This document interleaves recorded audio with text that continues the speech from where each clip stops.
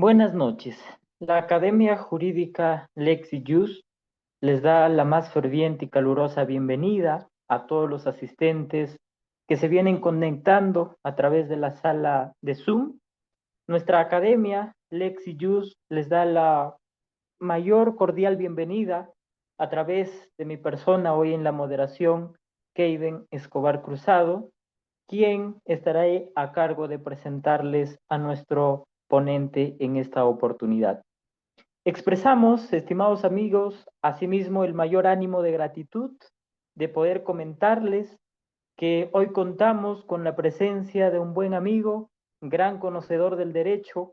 Hablamos del doctor Joe Panduro del Águila, quien nos estará compartiendo sus conocimientos y guiándonos a través del tema de audiencia de incoación y de juicio inmediato. Por otro lado, a fines de conocer el ponente hoy presente, estimados amigos, comentarles que el profesional presente es el doctor Joe Panduro del Águila, magíster en Derecho Penal, se desempeña como fiscal adjunto provincial en el Distrito Fiscal de Ucayali. En tanto, estimado doctor, con la debida presentación y el meritorio reconocimiento ante todos los colegas y asistentes presentes en esta noche, en nombre de nuestra academia y fundadores per se, le damos la cordial bienvenida a nuestra prestigiosa casa de estudios. De igual manera, estimados colegas, hacerles recordar que si es que tienen preguntas o palabras de elogio, pueden hacerlo a través del uso del chat de esta sala de Zoom o mediante los comentarios de esta transmisión en vivo. Dejando todo recalcado, lo dejamos con el ponente Joe Panduro del Águila. Doctor, tiene usted el uso de la palabra. Bien. Sí, doctor, muy buenas noches con usted y con todos los presentes que se dan cita en este momento un sábado por la noche para poder hablar un poco más sobre lo que es el derecho en general. En esta ocasión es sobre el proceso inmediato. Simplemente haciendo una pequeña precisión, me he desempeñado como fiscal adjunto provincial en la ciudad de Ucayali. Actualmente ya no lo soy, soy abogado litigante y tengo el estudio jurídico en el cual me desenvuelvo actualmente. Estando esa precisión, si me permiten, por favor, poder compartir pantalla. Un momento. A ver, tengo unas diapositivas acá.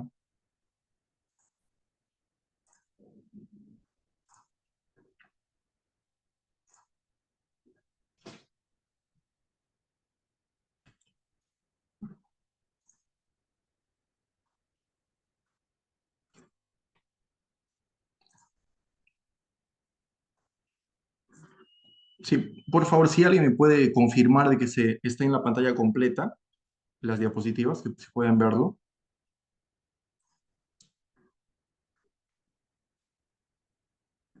Doctores, ¿me pueden confirmar alguien, por favor, que se pueda ver? Buenas noches. Sí, sí se puede ver la pantalla completa. Perfecto. Perfecto, doctores. Muchas gracias. Bueno, me presento una vez más. Mi nombre es Joey Panduro. En esta ocasión soy abogado litigante en principio en temas de materia penal. En esta oportunidad, en este diplomado que está realizando Lex Ius, tengo la invitación de ellos para poder hablar en esta ocasión junto con ustedes el tema de audiencia de incoación y juicio inmediato específicamente. Este tema, doctores, antes quiero poder mencionarles que voy a abordar esos temas que ven en la pantalla, que es etapas del proceso penal, mecanismos de simplificación procesal, también poder identificar específicamente qué es un proceso inmediato para luego poder pasar al tema de la regulación normativa que tiene el proceso inmediato en nuestro país actualmente, ya sea de los artículos pertinentes que se establecen en el Código Procesal Penal, que es el 446, 447 y 448. Iniciando, por ejemplo, en el punto número 5, voy a abordar el tema del requerimiento fiscal del proceso inmediato, que prácticamente te establece en cuáles son los presupuestos, en qué supuestos también se puede incoar y también los tipos de flagrancia que puede invocarse en ese momento, obviamente acorde al caso que se pueda tener en su momento. Luego también voy a hablar sobre, propiamente dicho, ya la audiencia de incoación y luego también la audiencia de juicio inmediato. Estando a ello, doctores, sobre el proceso inmediato, que es el tema a tratar en esta ocasión, en este diplomado, quiero hacerles mención lo siguiente. Primero, como una especie de introducción a este tema, considero que es importante poder establecer o preguntarnos específicamente esta pregunta. ¿Qué tan frecuente es utilizado lo que es la figura del proceso especial? La figura del proceso especial eh, en nuestro país, el proceso inmediato específicamente. Sabemos que es un proceso especial entre otros más que en su momento también voy a mencionar. Entonces, es cuestión de poder preguntarnos esto, ¿por qué? Porque nosotros como abogados o como partes del sistema de justicia en nuestro país o como estudiantes de derecho también que seguramente están presentes, es importante identificar que esto es un mecanismo excepcional del proceso inmediato específicamente. Cuando hablamos de un proceso inmediato, la finalidad en todo caso que tiene y que el legislador ha querido establecer específicamente en el ámbito procesal penal es poder buscar descongestionar lo que es la carga procesal específicamente. La carga procesal no solamente a nivel de la fiscalía, sino también a nivel judicial, poder establecer ello. Una especie de descongestionar, también buscar una especie de simplificar el proceso penal en específico. Pero, ¿qué tan frecuente puede ser utilizado? Ya lleva obviamente varios años lo que es el proceso inmediato, pero ¿cuál es la finalidad de ello? Se practica constantemente, se utiliza porque el que tiene que iniciar ello prácticamente es el Ministerio Público. Entonces, ¿en qué clase de supuestos o de casos nos podemos plantear, doctores, para poder darnos cuenta de que, bueno, nos encontramos ante un caso que se pudiera aplicar un proceso inmediato, ¿no? No solamente tenemos que ser parte del Ministerio Público para poder identificarlo, para poder tener la discrecionalidad de decir, acá se puede aplicar o no se puede aplicar lo que es un proceso inmediato. Pero ¿en qué supuestos, de manera genérica, ustedes consideran que se debe aplicar un proceso inmediato? Específicamente, doctores, desde mi punto de vista, considero que es que cuando ya el Ministerio Público tiene, por ejemplo, el conocimiento de un hecho, tiene la responsabilidad penal bien definida según a su apreciación objetiva. Entonces, si ya tiene todo ello y el caso no genera también complejidad, y eso es un punto que vamos a hablar más adelante, pudiera establecer un proceso inmediato. Eso es la finalidad prácticamente. Cuando ya tienes todo estructurado y tienes la responsabilidad penal, estoy mirando el chat, pero es justamente Jean-Paul Rabanal nos dice, cuando ya se tienen todos los elementos de convicción. También, también claro que sí. Y eso también es un punto específico entre los supuestos que está en el 446. Específicamente este numeral, si no me equivoco, es el número 3, en el cual señala que cuando ya se tiene suficientes elementos de convicción, que te establezca ahí una clara evidencia de la comisión del delito, que eso también lo vamos a mencionar. Entonces, ¿qué es lo que se busca cuando ya se encuentra en este contexto procesal el Ministerio Público, ante la responsabilidad ya bien definida, bien determinada, tienes elementos de convicción, no reviste una complejidad del caso, entonces puedes realizar lo que es un proceso inmediato? Pero ¿cuál es la esencia principal de ello? O el objetivo también que más adelante voy a mencionar. En concreto, considero es buscar la celeridad procesal, también la eficacia y sobre todo, doctores, poder eh, eludir una justicia dilatoria, por decirlo de alguna manera. Pero eso también no es muy utilizado, frecuente, justamente como dice la pregunta. Porque ¿cuál es su finalidad procesal que vemos en la diapositiva? La finalidad es justamente ello, poder simplificar el proceso en determinados casos que no revisten una complejidad, entre otras cosas, y que tienes todos los elementos de convicción para seguir avanzando y de descongestionar, sobre todo, la carga procesal. Entonces, el tercer punto que tiene esta misma diapositiva es la pregunta si cumple su objetivo actualmente en el Perú. Eso deberíamos preguntarnos también. Como nosotros somos parte, en todo caso, del sistema de justicia, de alguna manera, no solamente hablo como un juez o como un fiscal o una defensa pública o un actor civil, por ejemplo, en este caso también pudiera ser eh, o bien una persona natural o también puede ser el Estado, dependiendo del caso, ¿cierto? O sea, existen diversos sujetos procesales o partes procesales, pero al margen de ello, nosotros como estudiantes del derecho o abogados ¿Cumple su objetivo actualmente? ¿Cumple actualmente su objetivo el proceso inmediato en nuestro país? Es casi obsoleto, por decirlo así. Es poco utilizado. Es poco visible que se aplique ello. ¿Por qué? Porque también existe una poca cultura, doctores. Considero que existe una poca cultura dentro de mi experiencia que tuve en su momento también como fiscal en ese distrito fiscal de Ucayali. eh, Hay poca participación, por ejemplo, del abogado defensor para poder solicitar. O sea, no olvidemos que es una figura en la cual la proactividad tiene que ser por parte del Ministerio Público. De hecho, es absoluto poder interpretarlo de esa manera. Se espera que se tenga la expectativa de que el Ministerio Público inicie un proceso inmediato cuando considera objetivamente que se cumple con los presupuestos de los artículos 446 al 448. Pero existe también ciertas falencias a nivel nacional en algunos fiscales. ¿En qué sentido? En el sentido de poder tener un trabajo de repente mecanizado, pero de repente también puede ser propio de la carga procesal que exista. Eh, Llevan todos los procesos, en su mayoría, sin poder identificarlo caso en concreto o caso por caso. ¿Cuál caso tiene que ir o pudiera ir por un proceso inmediato o qué caso pudiera ir mediante un plazo de un proceso penal común? O sea, hay dos situaciones en las que uno tiene que evaluar. No estamos hablando de los casos complejos que van a generar diversas diligencias ulteriores. Ello, lógicamente, tiene que ir por el camino de un plazo de un proceso penal común, en la vía común, sino poder identificar en qué situaciones nos encontramos para poder ir por el camino del proceso inmediato. En ese lado, el Ministerio Público es el que tiene prácticamente la potestad para ello, ¿cierto? Pero a veces el Ministerio Público, en algunos fiscales solamente, se recae en algo mecanizado, en algo en el cual no se analiza específicamente ello. Y simplemente por evitar de repente un vencimiento del plazo, que el caso esté guardado, por decirlo de manera coloquial, es que simplemente se apertura tanto en el sistema como también una disposición de apertura y para que ya lleve su plazo común. Cuando nos encontramos en un caso que quizás hasta ya tiene todos los elementos de convicción. Ahora, eso es por un lado de la fiscalía, doctores. Una especie de preámbulo les hago. Aparte de ello, también tiene que haber una participación clara del abogado defensor. No solamente estoy hablando del abogado defensor del imputado, sino también del abogado defensor de la parte agraviada. Ustedes dirán, pero ¿cómo un abogado va a estar solicitando un proceso inmediato contra su abogado, contra su cliente que es un imputado? Dirán ustedes. Pero doctores, el proceso inmediato solamente son para casos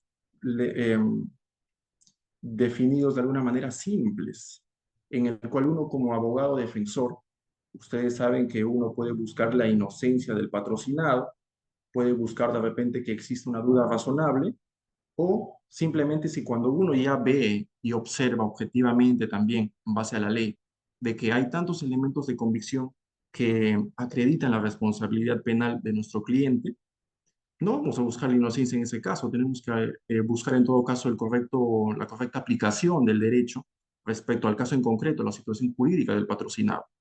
Podemos buscar de repente una reducción de pena en su momento cuando se pueda llegar o a una terminación anticipada, buscar de alguna especie de beneficios que se pudiera llevar para recortar el proceso, porque prácticamente si nosotros se lo explicamos a conciencia, pudiera terminar en una condena hasta llegar hasta el juicio inmediato. Entonces, para poder evitar eso y buscar algún tipo de reducción de pena, en este caso en específico que les estoy hablando, se debería también el abogado defensor solicitar un proceso inmediato, plantearle en todo caso al Ministerio Público. Muy diferente también está con el abogado de la parte agraviada, doctores. El abogado de la parte agraviada, si plantea un proceso inmediato al Ministerio Público, ¿con qué finalidad sería? Poder establecer una justicia más célere, más eficaz a favor de la parte agraviada y poder de repente llegar a alguna salida alternativa con la otra parte, dependiendo también del caso. Si es un caso simple y si se corresponde poder aplicar, por ejemplo, un principio de oportunidad o de repente un acuerdo reparatorio o quizás una terminación anticipada según corresponda, como también lo establece el mismo artículo, el 447. Entonces, estando a esa precisión, doctores, sobre ello, la aplicación que puede tener en nuestro país o no, es más que todo para poder reflexionar. No sé si entre los participantes se encuentran de repente jueces, fiscales o asistentes o abogados defensores o asistentes de estudios jurídicos. Es más que todo para poder reflexionar cuál es la importancia del proceso inmediato poco usado en nuestro país y cómo puede descongestionar prácticamente el trabajo no solamente del Ministerio Público y del Poder Judicial, sino también del propio abogado, también buscando siempre lo beneficioso para el cliente. Entonces, estando esa precisión, doctores, que les quería hacer sobre esas tres preguntas que ven en pantalla, pudiera pasar a lo siguiente. Para poder hablar, considero, de un proceso inmediato, primero tenemos que hablar de manera sucinta porque conocemos las etapas del proceso penal, cómo se desarrollan, los plazos que pueden tener en el caso de la investigación, pero para poder pasar al proceso inmediato y hablar sobre el proceso inmediato, primero tenemos que identificar cuáles son las etapas procesales, porque no olvidemos que el proceso inmediato implica poder saltar ciertas etapas del proceso penal. Pero, ¿qué etapas? Lo que ven en pantalla, doctores, por ejemplo, identificamos claramente que las etapas del proceso penal es la investigación preparatoria, la etapa intermedia, el juicio oral, por ejemplo. En la parte baja de cada uno pueden identificar que en la investigación preparatoria lo que se busca es actos urgentes e inaplazables. No olvidemos también que las diligencias preliminares es una subetapa de la investigación preparatoria, en el cual ahí se tienen que llevar a cabo actos urgentes e inaplazables, y la investigación preparatoria más bien es una secuencia de las diligencias, pero lógicamente con mayor complejidad. Ya has identificado varias cosas, varios de repente verbos rectores, tienes elementos de convicción también, por ejemplo, ya que van identificando la circunstancia precedente o concomitante o posterior de repente. Y cuando ya tienes toda la información, terminas formalizando la investigación. En la parte baja dice que el Ministerio Público tiene la carga de la prueba, lógicamente.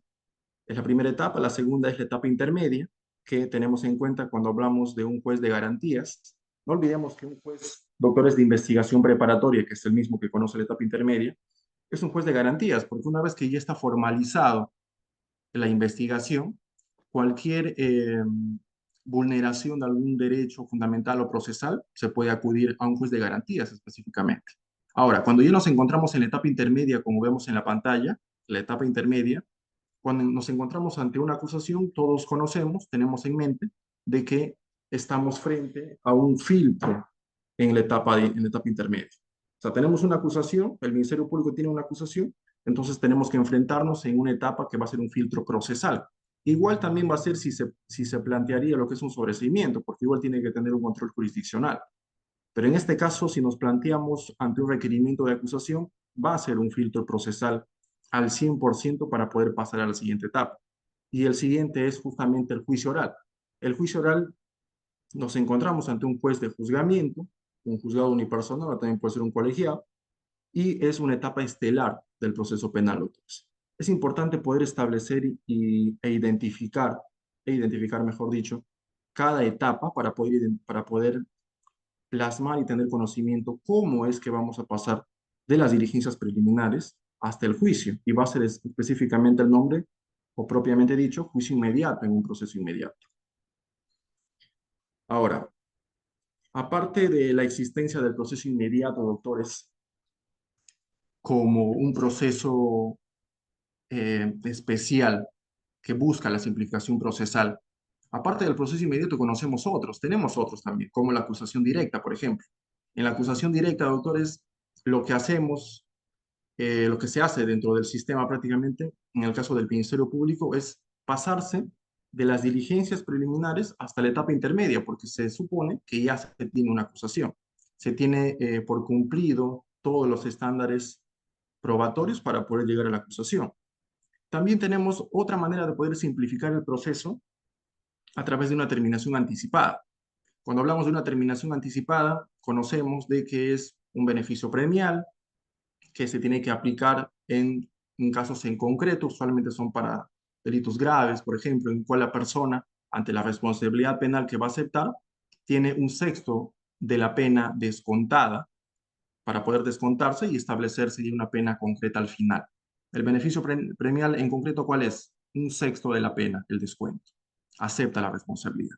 La conclusión anticipada del juicio es ya dentro del juicio oral, en el cual al inicio del juicio, luego obviamente de los alegatos, Se pregunta al imputado, en este caso ya acusado, si es que acepta la responsabilidad. Si es que acepta la responsabilidad, en este caso el descuento del beneficio premial que corresponde a la conclusión anticipada es de 1/7 de la pena.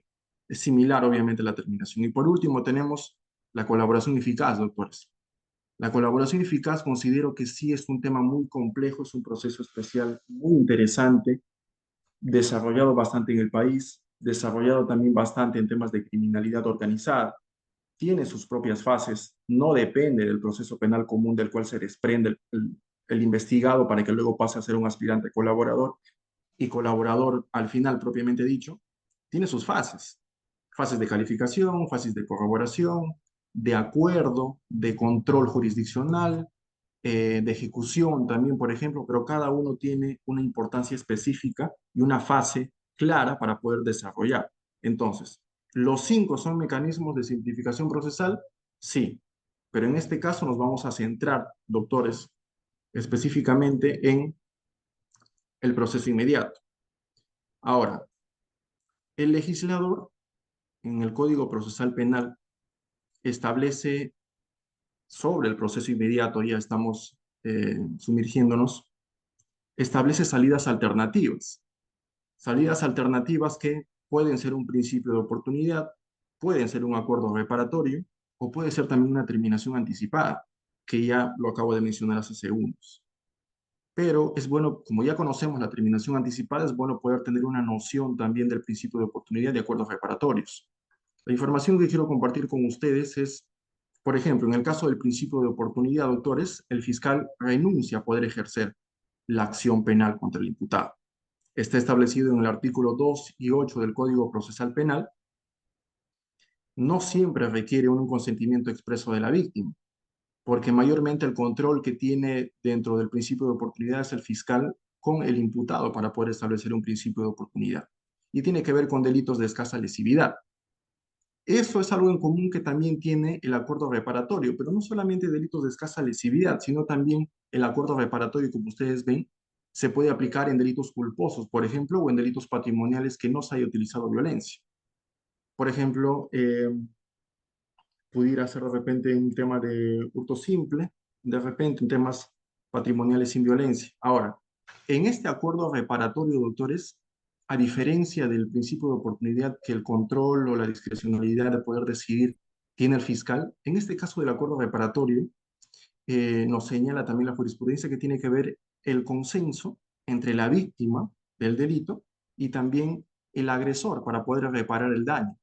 Está establecido en el artículo 5 y se busca un consentimiento expreso de la víctima para poder establecerse un acuerdo reparatorio.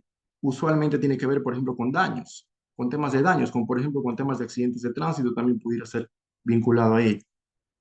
Entonces, estando a esa precisión, doctores, les comparto esta definición para poder entenderlo mejor y luego ya ir pasando a desarrollar propiamente lo que es el proceso inmediato.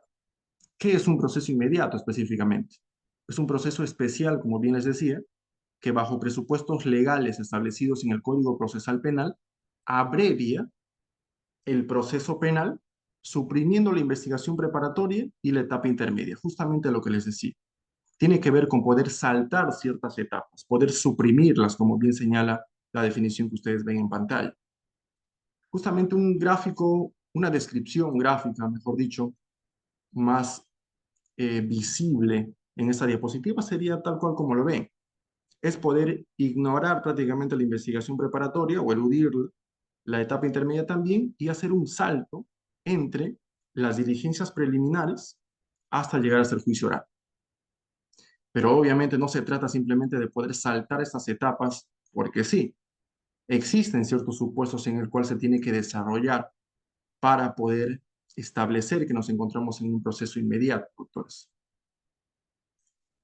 Esta pregunta lo he planteado para poder identificar si es que así como se tiene el estándar probatorio en un proceso penal común, que conocemos sobre el tema de la sospecha inicial simple, la reveladora, la suficiente, la certeza al final que se busca a través del juicio en una sentencia.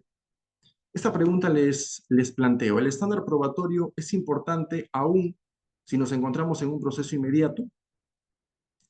La respuesta lógicamente es sí, porque no olvidemos, a ver, veo un mensaje en el chat. Sí, como bien se señala en el chat también, la respuesta es sí. Es importante igual el estándar probatorio que se pueda tomar en cuenta en un proceso inmediato, porque prácticamente es un proceso penal. Es un proceso penal, solamente de que se hace más célere, con más rapidez. Pero eso no va a evitar que se busque, pues, un estándar probatorio adecuado para poder llegar hasta un juicio, por ejemplo, en el caso de la fiscalía. Entonces, estando ante esta respuesta perdón, ante esta pregunta y la respuesta que es sí, voy a pasar a la siguiente diapositiva, que es sobre esto, que también ya lo conocemos y está establecido también en acuerdo plenario. Las diligencias preliminares, para poder iniciar las diligencias preliminares, doctores, estamos ante una sospecha inicial simple. Basta eso para poder establecer diligencias preliminares. Luego está la investigación preparatoria, que tiene que exigir lo que es una sospecha reveladora para luego pasar ante una acusación, por ejemplo, ante la etapa intermedia, que es una sospecha suficiente para poder establecer una acusación contra una persona y finalmente llegar a lo que es el juicio oral. El juicio oral que se busca a través de la sentencia, la certeza para poder condenar a una persona. Ahora, para poder enfocarnos más en el proceso inmediato y enfocarnos en este caso en las diligencias preliminares, que inicia con una sospecha inicial simple, pero para que el fiscal, el Ministerio Público, doctores, pueda solicitar o incoar un proceso inmediato, no solamente tiene que tener una sospecha inicial simple, obvio que no, tiene que tener prácticamente ya establecido una sospecha suficiente, porque lo que nos dice el legislador es que cuando ya tienes todos los elementos de convicción suficientes para poder establecer una acusación, pues lo tienes que hacer acorde al caso que tengas. Entonces, en las diligencias preliminares, doctores, se tiene que tener bien especificado qué elementos de convicción tiene el Ministerio Público, si es que considera que cumple con el estándar probatorio acorde a la etapa al cual va a ir, en este caso, el juicio oral, pero para poder establecer previamente una acusación, tiene que tener una sospecha suficiente, un estándar probatorio para ello. Ahora, sobre el objeto del proceso inmediato, doctores, si ustedes pueden advertir en la pantalla, en la diapositiva, estamos hablando de dos objetos primordiales para el proceso inmediato que he venido también explicando desde el inicio. El primero es el tema de la simplificación y celeridad del proceso en aquellos casos que el fiscal no requiera de mayor información. Y el siguiente es poder evitar que la investigación preparatoria se convierta en un procedimiento rutinario e innecesario cuando las condiciones del caso están dadas para formular acusación. Justamente sobre este punto les estaba recientemente hablando. Cuando ya se encuentra frente a unos elementos de convicción ante los hechos bien establecidos, la participación que haya podido tener la persona, si ya tienes todo eso, entonces va a pasar a establecer una acusación. Pero si quiere hacer todo rápido y eficaz y célere en casos de flagrancia, porque el proceso inmediato claramente nos señala eso, en casos de flagrancia. Hay otros supuestos más también que se puede presentar un proceso inmediato, y está también en el artículo 446, pero el desarrollo de los otros artículos que te señala cómo se tiene que desarrollar la audiencia, cuál es la participación del Ministerio Público y del abogado, todo eso está basado en casos de flagrancia delictiva.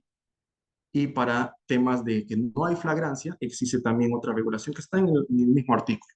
Entonces, para no deslindarnos del objeto en principio, doctores, busca lo que les decía, la simplificación y celeridad en procesos en aquellos que el fiscal ya no requiera mayor información. Pero, ¿en qué situaciones el Ministerio Público pudiera encontrarse en donde ya no requiera mayor información? Hay ciertos delitos, doctores, en el cual ya no se requiere mayor información de la información básica que se establece en determinados delitos. Por ejemplo, ¿qué delitos estuviéramos hablando?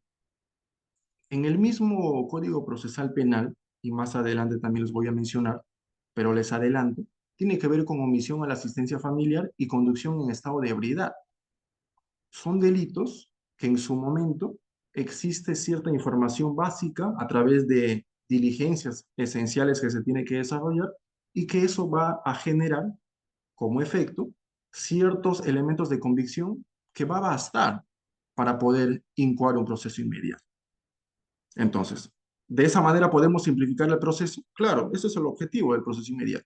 Mientras que al otro lado, como bien les he señalado, tiene que ver con formular una acusación.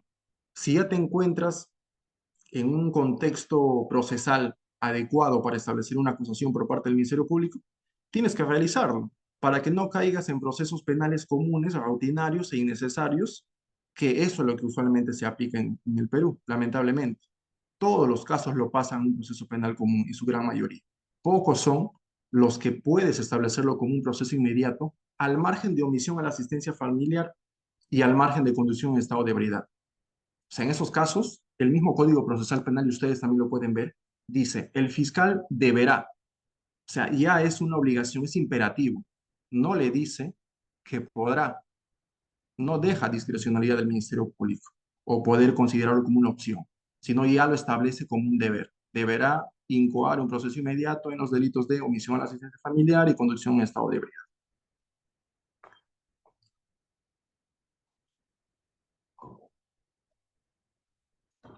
Doctores, lo que ven en pantalla son citaciones a juicio oral.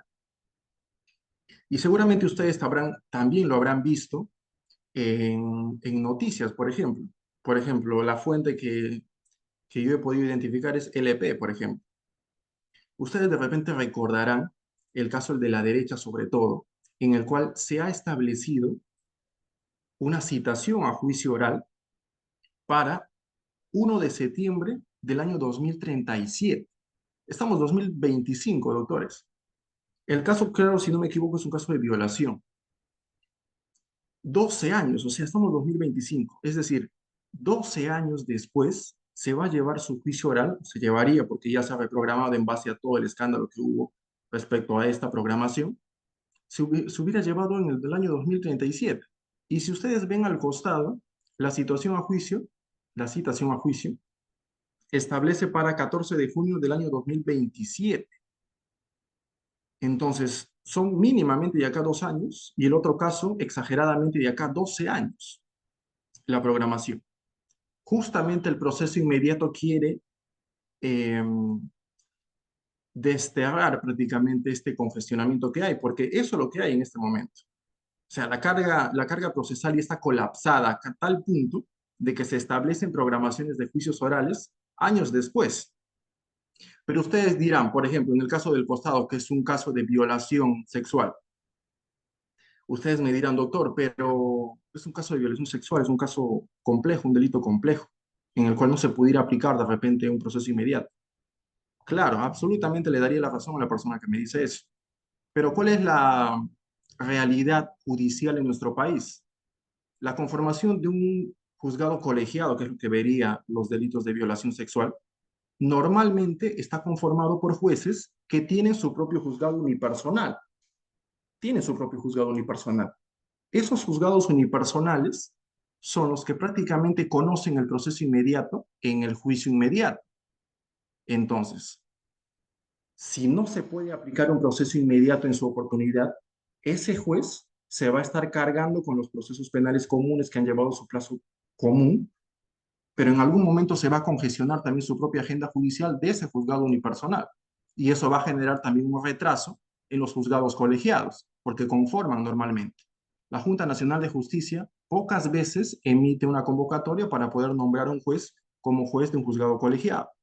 Entonces, de alguna manera, doctores, todo está concatenado al el proceso inmediato que se pudiera aplicar para justamente evitar el congestionamiento. Justamente esto lo estaba poniendo como una especie de ejemplo para poder darse cuenta cuán importante pudiera ser la aplicación del proceso inmediato y así poder hasta llegar a concatenarlo con esta clase de programaciones de juicios orales, por ejemplo. Ahora, doctores, para poder pasar a la regulación normativa que actualmente existe en nuestro país sobre el proceso inmediato en el Perú, son esos 3 artículos en específico, muy puntuales. Son 3 artículos, pero te disgrega paso a paso cómo es que tienes que establecer un proceso inmediato. Te dice en qué situaciones puedes estar para poder establecer un proceso inmediato. Te dice cómo tienes que llevar a cabo una audiencia única de incoación de proceso inmediato ante el juzgado de investigación preparatoria. Y por último, te establece lo que es la audiencia única de juicio inmediato, que lo va a llevar el juez penal competente. Entonces, estos 3 artículos, doctores, regula plenamente el proceso inmediato en el país, que es una simplificación procesal.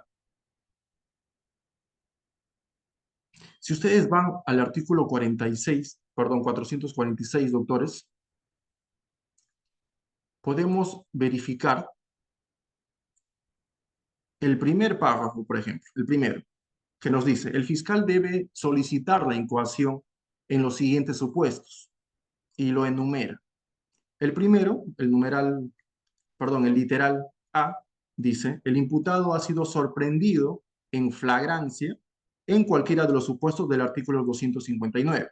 Si nosotros vamos al artículo 259, doctores, estamos hablando de tipos de flagrancia. La flagrancia estricta, la cuasiflagrancia, la flagrancia por identificación o la presunción de flagrancia también. Que eso también lo vamos a analizar en la siguiente diapositiva. Entonces, en casos de flagrancia, plenamente, el fiscal debe, dice, solicitar la incoación. Después nos señala que el imputado ha confesado la comisión del delito. Tiene que ver con la confesión específicamente y de manera estricta bajo la regulación que está también en el código. El tercero nos dice sobre los elementos de convicción recabados son evidentes, nos dice. Justamente lo que señalaba uno de los participantes en el chat, decía que en qué caso se puede presentar un proceso inmediato o incoado en todo caso, cuando se tiene elementos de convicción recabados que sean evidentes la comisión del delito. Pero cuando nos encontramos ante elementos de convicción que sean evidentes, que el fiscal diga, bueno, es evidente esto, entonces puedo solicitar un proceso inmediato. No olvidemos que esos actos urgentes e inaplazables tienen que ver con la actuación policial también, doctores, porque es el trabajo en binomio que existe, binomio procesal prácticamente que existe entre la policía y la fiscalía para poder llevar a cabo estas diligencias, que van a generar ciertos elementos de convicción sobre la comisión del delito. Entonces, eso hay que tener en cuenta para tenerlo también como un supuesto de aplicación del proceso inmediato. Y el siguiente que ustedes ven en pantalla es en casos de omisión a la asistencia familiar. Y ahí me voy a detener un poco, doctores. En tema de omisión a la asistencia familiar, porque eso es lo que nos dice, el Código Procesal Penal, de que el fiscal está en la obligación, en el deber de poder solicitar proceso inmediato en omisión a la asistencia familiar. Yo les había mencionado de que es un deber poder aplicar o solicitar la incoación en la omisión a la asistencia familiar y en la conducción de estado de ebriedad. ¿Pero por qué? Porque hay elementos de convicción, doctores, que tal cual ya te puede establecer la responsabilidad penal de una persona, ¿qué puedes incoar? En el caso de omisión a la asistencia familiar, doctores, ¿cuáles serían los elementos de convicción? Claro, preciso, que te diga, bueno, mejor incoa, ¿no? Como fiscal. Mejor voy a incoar ya en el proceso. Son las resoluciones, doctores, que en el juzgado se ha estado notificando a la persona que tenía que pagar las pensiones alimenticias. Por ejemplo, la sentencia, el tema de las liquidaciones devengadas, pero no solamente ver las resoluciones, ver el tema de las cédulas de notificación. Toda persona que ve pensiones de alimentos me puede dar razón sobre ello, es poder verificar el tema de las cédulas de notificación judicial en el cual la persona, el que estaba obligado a pagar esas pensiones alimenticias, está debidamente notificado, ha tenido conocimiento de la sentencia y de todas las resoluciones. Entonces, ante ello, ante esa omisión a la asistencia familiar, es que luego pasa a la fiscalía para poder establecer una investigación sobre ello ya por un delito, en este caso omisión a la asistencia familiar. Pero como el código te señala, el 446 te señala de que en estas clases de casos el fiscal debe incoar en proceso inmediato, es que esto es un supuesto de aplicación de este proceso especial. Eso es el primer párrafo, doctores. Ahora, Si ustedes se dan cuenta, este primer párrafo tiene que ver mucho con el tema de la flagrancia, doctores, que es justamente el literal A que les hablaba. Es el imputado ha sido sorprendido en flagrancia en cualquiera de los supuestos del artículo 259. Hay 4 tipos de flagrancia, conforme ven en la pantalla. Flagrancia estricta, cuasi flagrancia, flagrancia por identificación inmediata, y el último es presunción de flagrancia, doctores. Vamos a desarrollar cada uno de ellos para poder entenderlo mejor y poder identificar en qué clase de flagrancia nos encontramos, porque prácticamente los otros artículos de este proceso inmediato, de esta regulación del Código Procesal Penal, tiene que ver con flagrancia delictiva. En este caso, doctores, ustedes pueden ver sobre la flagrancia, la flagrancia estricta. El concepto que manejamos, y estoy seguro que ustedes también, es cuando el delito se está cometiendo en ese preciso momento y el autor es sorprendido en el acto. Un ejemplo claro, y en base a ese ejemplo también vamos a trabajar los otros tipos de flagrancia, es la siguiente. Felipe es visto a lo lejos por un par de policías robando en una tienda de joyas y cuando decide salir del lugar es detenido de inmediato en la puerta de la misma tienda. En esa clase de situaciones claramente nos encontramos ante una flagrancia estricta, doctores, propiamente dicha, la clásica, la que conocemos. Entonces, en esa clase de ejemplos nos encontramos una flagrancia estricta que puede ser pasible de poder realizar las diligencias correspondientes, los elementos de comisión para ser recabados y, por último, incoar. Luego tenemos la cuasiflagrancia, doctores. En la cuasiflagrancia estamos hablando y tiene la definición de la siguiente manera. Es cuando el delito ha sido cometido recientemente y el autor escapa de la escena, pero es detenido poco tiempo después. Si manejamos el mismo ejemplo anterior que les acabo de mencionar, sería de la siguiente manera. Felipe logra robar en la tienda de joyas, sale corriendo del lugar, pero es detenido por la policía a la vuelta de la esquina. Eso es una cuasiflagrancia. Claramente estamos ante una cuasiflagrancia en ese ejemplo en particular, porque ya no lo estás atrapando, la policía ya no lo está atrapando en el lugar de los hechos, sino metros después o cuadras después de haber cometido el hecho. Luego tenemos, doctores, la flagrancia por identificación inmediata. Esto es cuando el autor es identificado poco tiempo después por la víctima, por testigos o medios tecnológicos, que pueden ser unas cámaras de seguridad, por ejemplo. El ejemplo, si seguimos con el mismo ejemplo de Felipe y la joyería, sería lo siguiente. Felipe, minutos antes, había robado la tienda de joyas, pero una pareja de enamorados lo identificó como el autor del delito porque se encontraban, dice, dentro de la tienda en ese preciso momento. Entonces, ¿estamos ante una flagrancia de identificación inmediata? Sí. ¿Por qué? Porque ya no es detenido la persona porque estaba en el lugar de los hechos o porque estaba metros lejos del lugar, sino ya tiene que ver con una identificación. Alguien le ha logrado identificar físicamente como la persona que participó o fue el autor de este delito en esa joyería. Hasta el momento también es un tipo de flagrancia en el cual se tiene que aplicar el proceso inmediato si es que el Ministerio Público lo conoce y esta persona es detenida.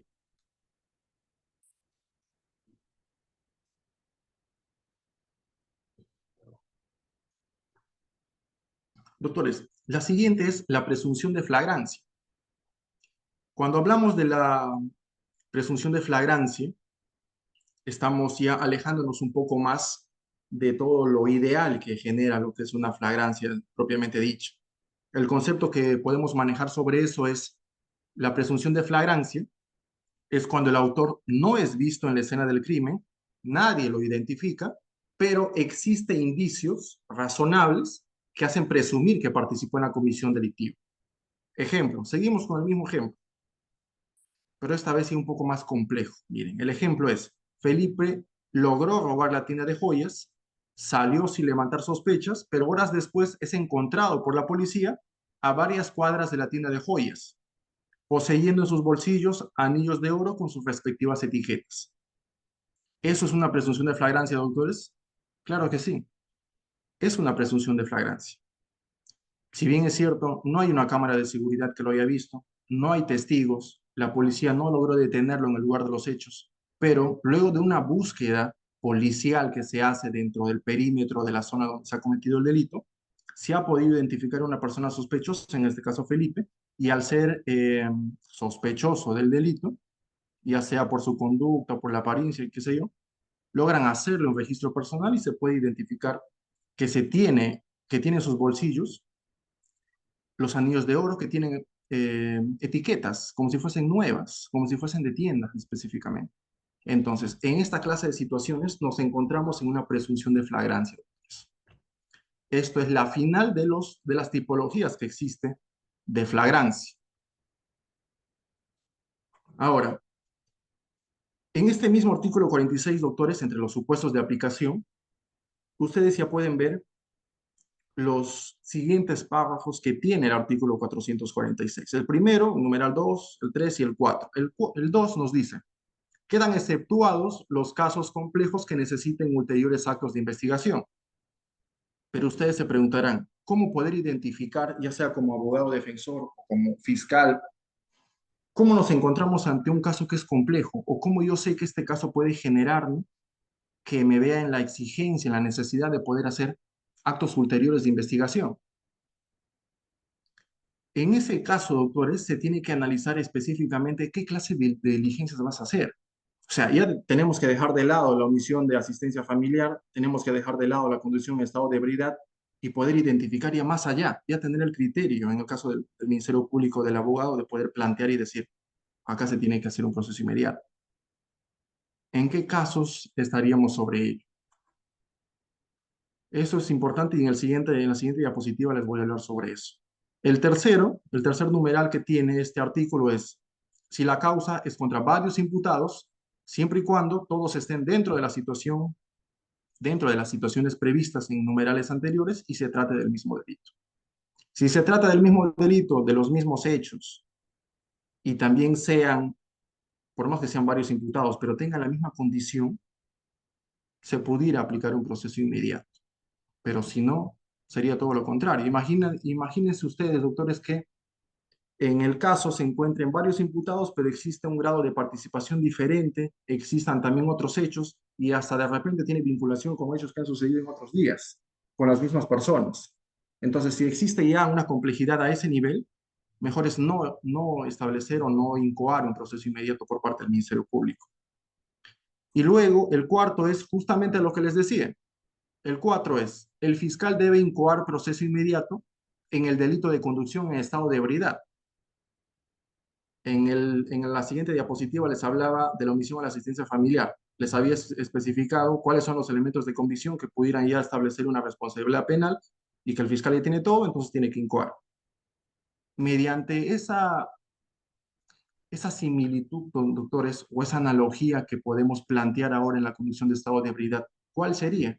¿Cuál sería ese elemento de convicción o elementos de convicción, varios, que puedan establecer de que el fiscal ya deba incoar un proceso inmediato cuando está en conducción en estado de ebriedad? La pericia, doctores, de dosaje etílico.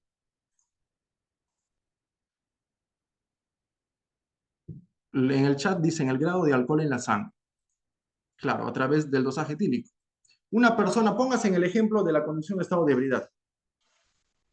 La conducción de estado de ebriedad, doctores, una persona, la policía hace un operativo policial, la persona está manejando su camioneta, lo detienen, verifican de que sí ha tomado, le hacen la prueba primero del aliento, que sí o no simplemente, y luego le llevan a la sanidad.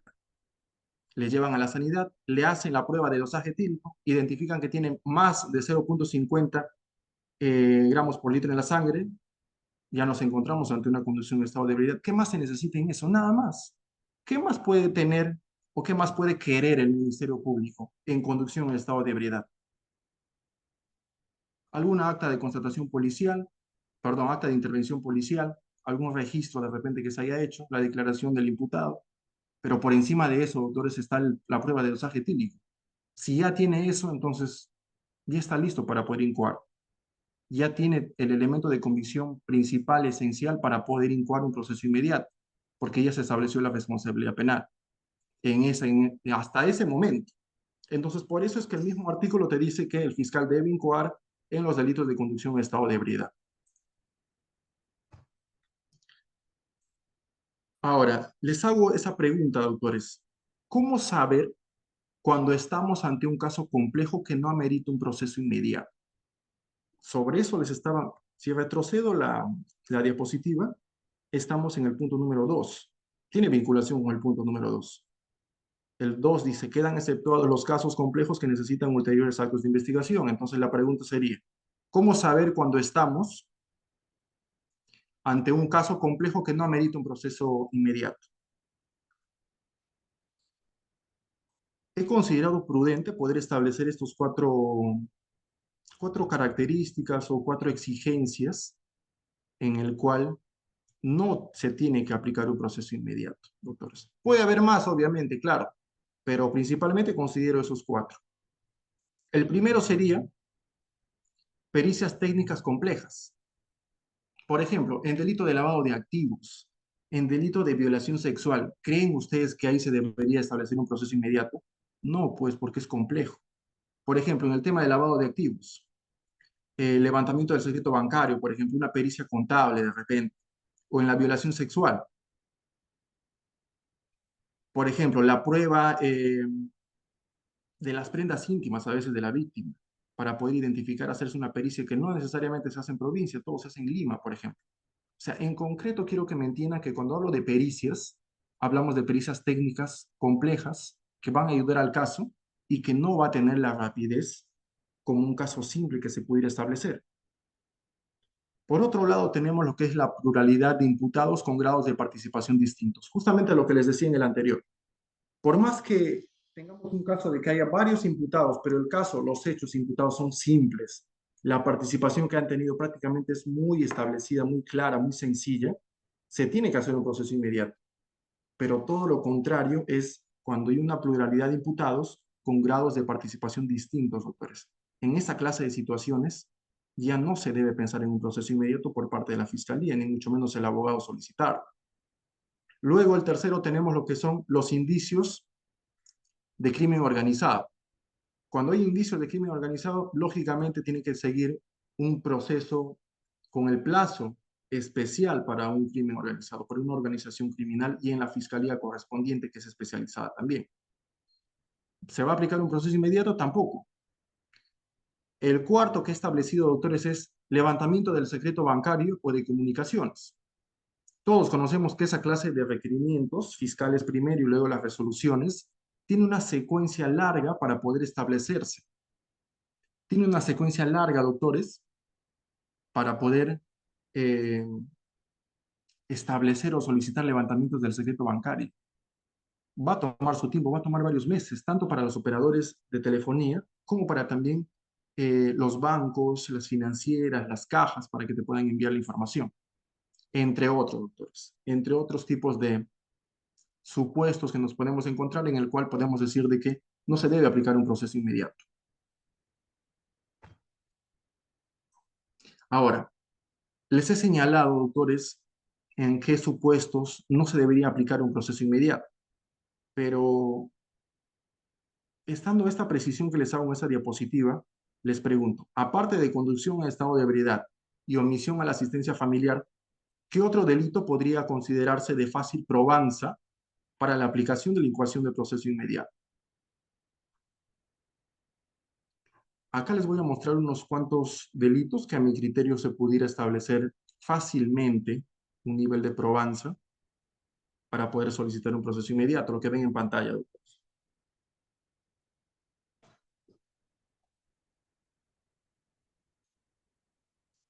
Por ejemplo, el tema de lesiones leves, doctores, el tema de lesiones leves, eh, alguna acta de intervención policial, alguna declaración, pero principalmente el certificado médico legal para poder identificar qué clase de lesiones ha tenido y poder establecer si son lesiones leves específicamente, porque pudiéramos estar hablando de una falta, pero tenemos que identificar a través del certificado médico, que usualmente se hace a más tardar en 24 horas, según la experiencia que yo tengo, al menos en temas de procesos penales, de lesiones. Por la premura que hay y entre los actos urgentes e inaplazables, el Ministerio Público programa o solicita medicina legal que se pueda hacer un examen médico de médico legista y establecer un certificado médico legal donde se plasme claramente el tema de descanso médico, el tema de la atención facultativa, la descripción de los hechos o cómo está dañada la persona en cuestión de lesiones, se establece ahí. ¿Se pudiera aplicar como un tema de proceso inmediato? Claro que sí. Y lo mismo sucede con la violencia contra la mujer o integrantes del grupo familiar, doctores. Este delito, y ustedes seguramente también lo conocerán, este delito, por ejemplo, eh, también existen varios elementos de convicción que ya te pueden generar un tema de responsabilidad penal de una persona y que puedes terminar en un proceso inmediato. Por ejemplo, en temas de violencia física, el tema del certificado de médico de medicina legal, por ejemplo, donde se establece justamente las lesiones que pueda tener la persona. Pero más que el número de descanso médico, los días, perdón, o la atención facultativa, es el vínculo que existe con esta persona, entre las personas involucradas en este hecho. En el tema, por ejemplo, de la violencia psicológica, doctores, también es igual, el tema de la pericia psicológica, que también la experiencia en el litigio, les puedo afirmar que también se lleva de manera rápida. Por ser un tema de flagrancia, por ejemplo, lo hacen en temas de 24 horas también. Se establece igual, tiene un área de psicología, también medicina legal, en el cual establece. O también si es una zona alejada, puede ser en algún centro médico que se imita un informe psicológico. Pero ya está considerado o se puede tomar en cuenta como un elemento de convicción para luego establecer una incoación de proceso inmediato. Entonces, eso es por un lado. Y el tercer ejemplo de delito que yo considero que se pudiera eh, aplicar una incoación de proceso inmediato, pero dependiendo también de los elementos de convicción, es la usurpación de funciones, por ejemplo. Puede ser considerado un delito simple. ¿Qué es lo que vas a necesitar ahí? Declaraciones, por ejemplo, de las personas que hayan podido observar que esta persona usurpaba las funciones de tal cargo en específico en la administración pública. Por ejemplo, algún tipo de orden que haya podido dar también a una determinada persona, entre otros. Pero esos son elementos de comisión, considero yo, esenciales, básicos, para poder incoar un proceso inmediato en su momento.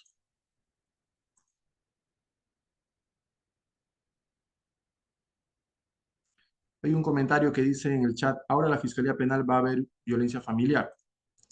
Eh, Justamente sí hay una modificación sobre eso. He visto que ha salido una resolución de la Fiscalía de la Nación, si no me equivoco, pero la Fiscalía Penal no es que haya dejado de ver los delitos de violencia contra la mujer o integrantes del grupo familiar, solamente que existía ciertos supuestos en el cual una Fiscalía de Familia tendría que conocer una denuncia, por ejemplo, una denuncia de violencia contra la mujer o integrantes del grupo familiar. Los delitos en flagrancia o los delitos que venían de las denuncias policiales, lo seguía viendo la Fiscalía Penal y lo va a seguir viendo. Solamente que en este caso, la Fiscalía de Familia va a perder ya competencia respecto a lo que venía conociendo prácticamente, las denuncias que ingresaba por mesa de partes, que se venía aplicando ya hace 2 o 3 años atrás. Ahora, entre otros delitos, doctores, acabo de poner ahí también, entre otros delitos, hay más delitos que uno puede identificar como un delito que existen elementos de convicción que se van a recabar de manera fácil en las diligencias preliminares que va a generar que el Ministerio Público pueda incoar. Entre otros, esos tres que acaban de ver en pantalla son principales, considero yo, que se pudieran aplicar una incoación de proceso inmediato.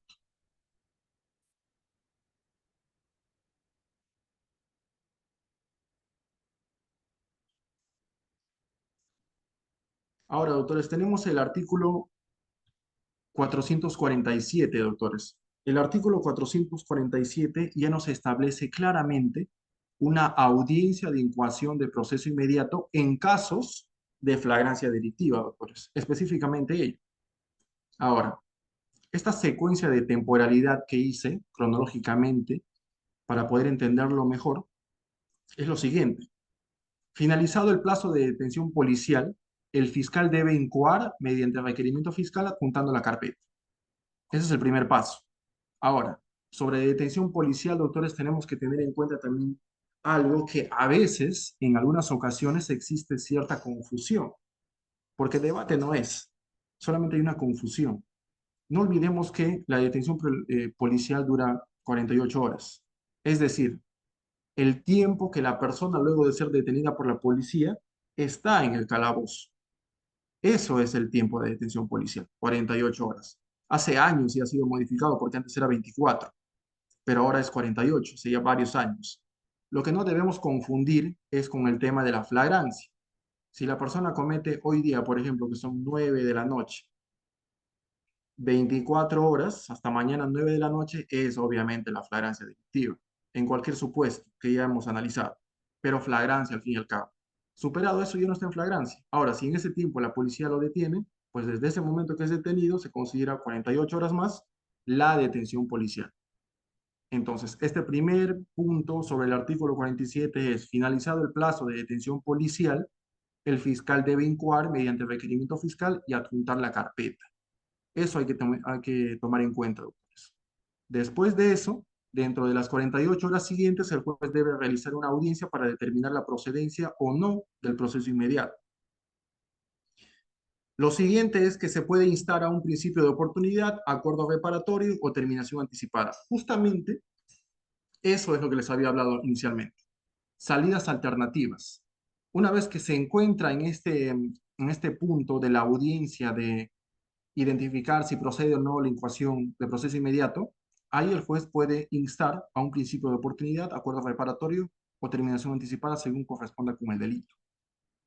Luego tenemos, doctores, el juez en audiencia debe pronunciarse sobre la procedencia del pedido, la constitución de las partes, si es que existe una constitución, la procedencia de una salida alternativa, que les acabo de mencionar, y la medida de coerción. Pero tiene que ser en ese orden. Porque el juez, ¿para qué se va a pronunciar sobre una medida de coerción si existe, por ejemplo, una salida alternativa? O si procede o no procede el pedido, por ejemplo, si es que está o no en los supuestos del artículo 446. Si no está, entonces ¿para qué analizar la medida de coerción? Existe un orden de prelación, doctores, para poder pronunciarse el juez que conoce esta incoación del proceso inmediato. Luego tenemos, doctores, el auto que resuelve el requerimiento se emite en la misma audiencia. Todo es de manera célere, de manera eficaz, de manera rápida, doctores. Es pública también. Y el siguiente, en cuestión de los cuadros que ustedes pueden ver, es: la resolución es apelable con efecto devolutivo. Debe sustentarse la apelación también en el mismo acto. Doctores, toda resolución es apelable, en este caso también al proceso inmediato, pero hay algo que hay que tomar en cuenta y hay que recordar y hay que identificar por qué es un efecto devolutivo. La resolución es apelable, dice, con efecto devolutivo. Cuando hablamos de un efecto devolutivo, doctores, a comparación de un efecto suspensivo, por ejemplo, en cuestión de ejecución de una resolución, de la orden que tiene una resolución, en el caso del efecto devolutivo, doctores, estamos hablando de que si el juez, por ejemplo, les voy a poner un ejemplo respecto al proceso inmediato. Por ejemplo, el juez que conoce la incoación del proceso inmediato emite su resolución y dice: procedente la incoación del proceso inmediato. Se corre traslado a las partes. Una de ellas está en contra, obviamente el abogado pudiera estar. Interpone recurso de apelación. Interpone ese recurso de apelación, lo tiene que sustentar en ese acto de manera oral. No es necesario que sea escrito, lo tiene que ser oral, pero va a ser con un efecto devolutivo. Es decir, va a seguir todo el trámite, la orden o el fallo que está establecido en esa resolución, la orden del juez, va a seguir su secuencia, va a seguir todo el proceso inmediato, pero con un efecto devolutivo. Es decir, esta apelación va a ir en el superior jerárquico, se va a resolver y luego va a volver para poder aplicarse lo que ha dispuesto el superior jerárquico. Pero el proceso va a seguir. Eso es un efecto devolutivo.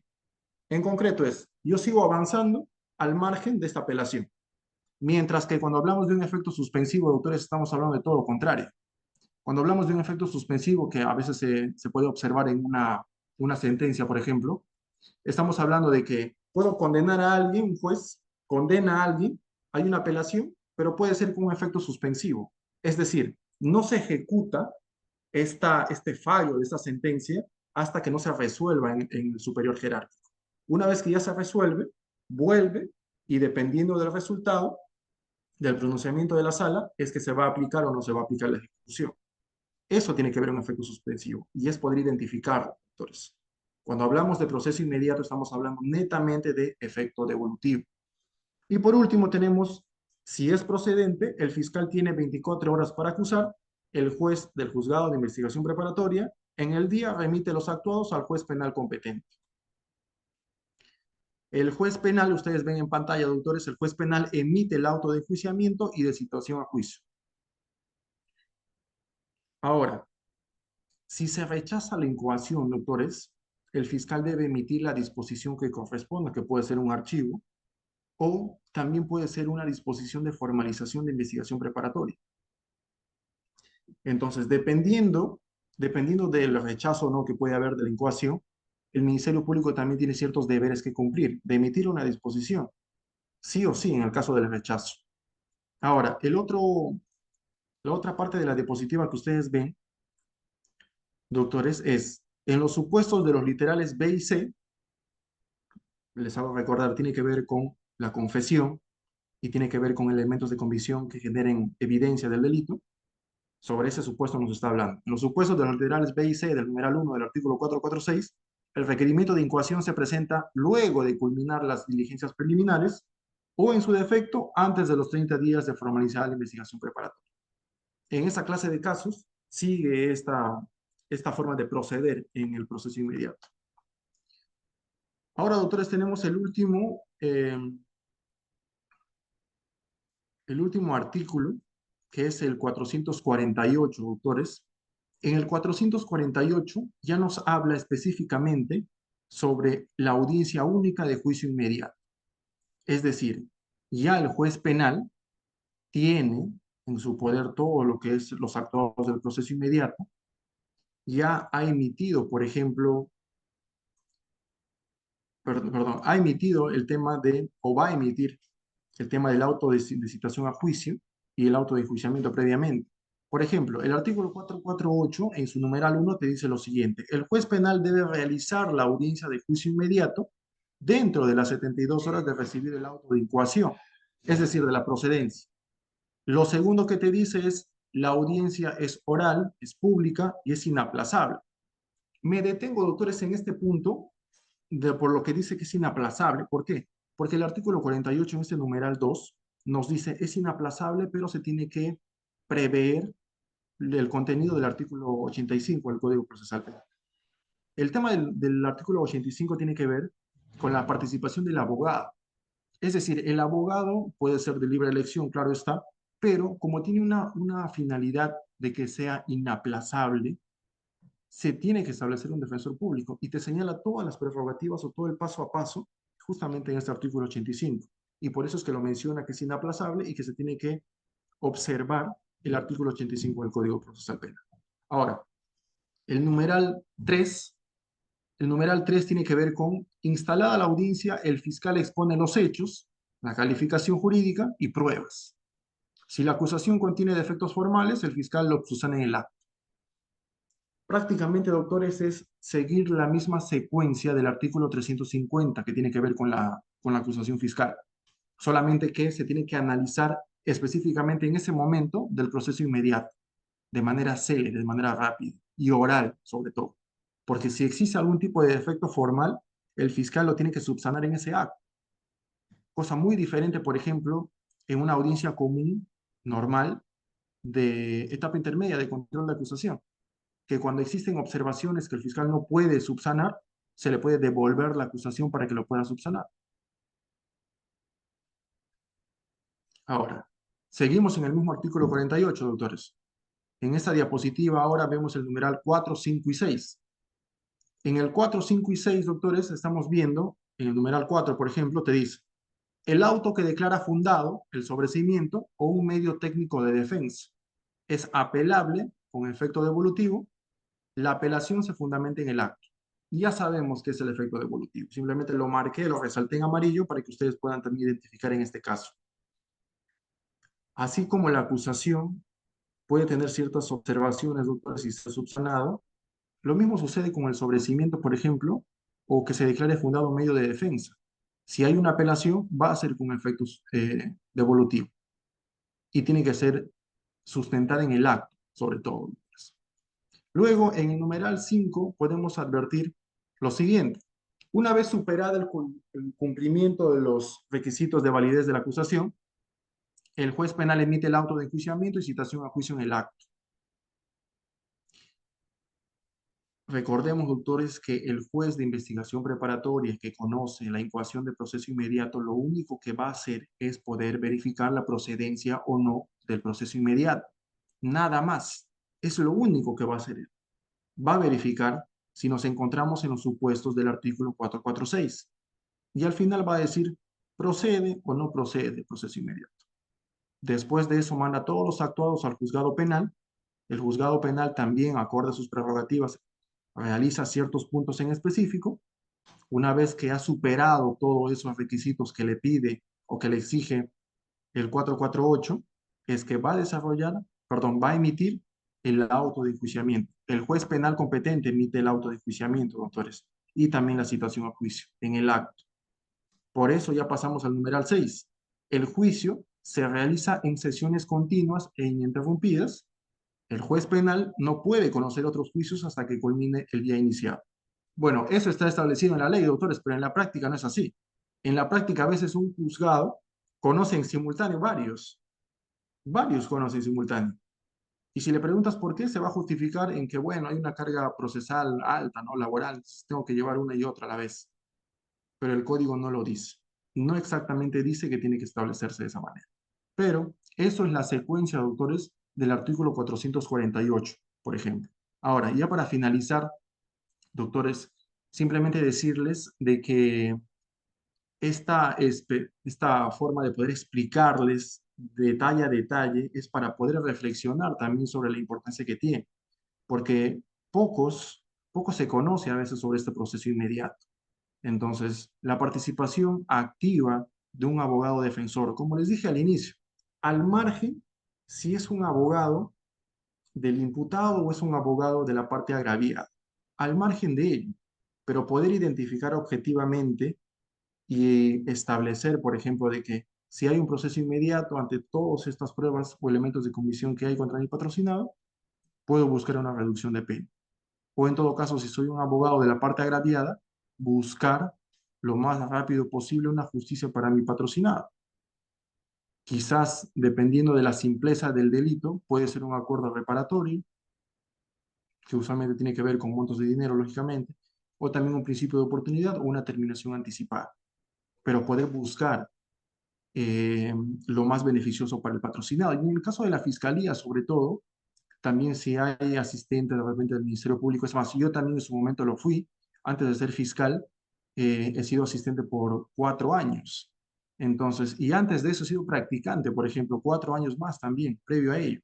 Entonces, sé de cerca el trabajo que se realiza en el Ministerio Público, que sí hay carga laboral, sí lo hay, claro que sí, pero poder identificar los mecanismos de simplificación procesal va a ayudar bastante, no solamente para el fiscal, sino también para el personal administrativo. Entonces, poder hablar de esto, tener cursos sobre esto, por ejemplo, o diplomados que involucren esta clase de temas, es muy importante, doctores, para poder plasmarlo, para poder mejorar el tema del sistema de justicia y poder descongestionarlo también. Así que eso sería todo por parte de mi participación, doctores. Muchas gracias por su atención y doy por finalizado en todo caso mi participación, doctor Escobar. Gracias. Gracias, doctor, por su tan honorable ponencia. Sin duda que ha sido muy fructífera en favor a todos nuestros participantes. Y en esta oportunidad dejamos abierto la sala, la caja de comentarios para ver si es que tienen algunas preguntas que puedan hacer al doctor Panduro, por favor, nuestros participantes, si es que tienen sus preguntas, pues dejar en el chat, por favor.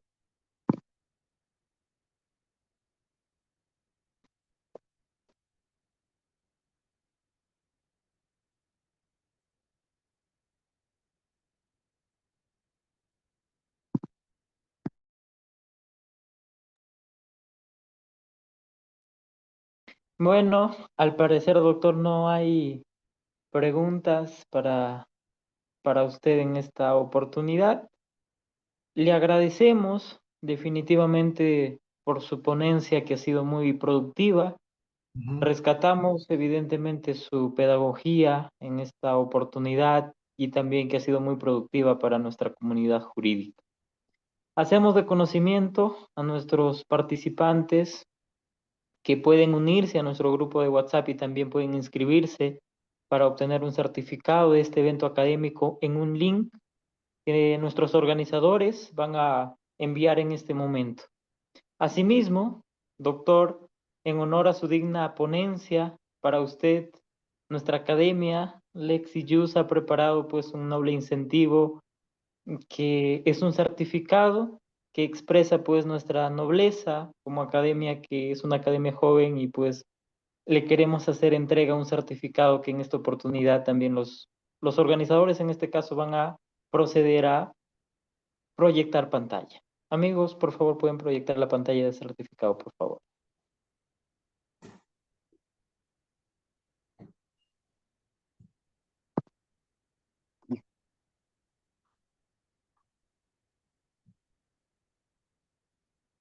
Doctor, tenga la gentileza, por favor, de esperar un poquito para que presenten el certificado y No hay hacerle problema, está bien. en mención. Gracias.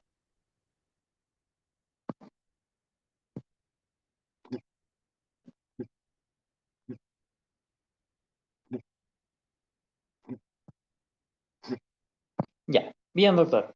Ahí está en pantalla pues el certificado que la Academia Lexi Jus otorga el reconocimiento al doctor Joe Panduro del Águila por su participación en calidad de ponente en el evento denominado Diplomado Especializado en Derecho Procesal Penal con el tema Audiencia de Incoación y de Juicio Inmediato, organizado por la Academia Jurídica Lexi Jus, evento realizado hoy sábado 10 de mayo del presente año de manera virtual.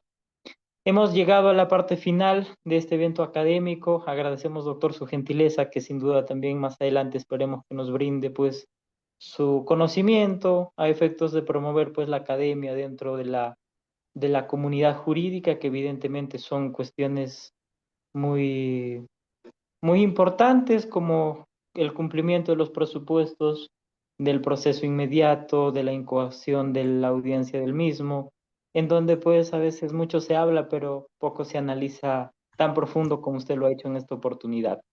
Esperemos a nos dirigimos también a nuestros asistentes que estén pendientes. El día de mañana también tenemos otro evento académico, una conferencia también muy amena y que estén pendientes pues a nuestras redes sociales de nuestra Academia Lexi Jus para que se estén enterados también del contenido jurídico que se brinda y de las ponencias que van a estar a lo largo de esta semana. Muchas gracias por su participación de todos. Hemos terminado. Bien, gracias. Muy buenas noches con todos. Permiso.